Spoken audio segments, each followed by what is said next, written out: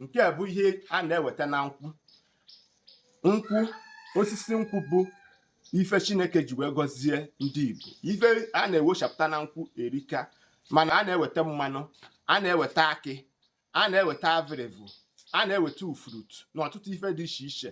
Ngwa ka m gosi unu ife anyị ga-eji avịrịvụ wee mechapụta. Naanị ya, nke a bụ anyị ga-eji ihe wee kpụọ uri ọkụ. Nke a bụ uri ọkụ ka m na-eburi. Nya ka m na-eburi. Onye ọbụla bụ nwa afọ Igbo ma ife m na-ekwu, mana ọ bụrụ na ịghọta anya bụ ife, biko jụọ ndị nọ n'akụkụ.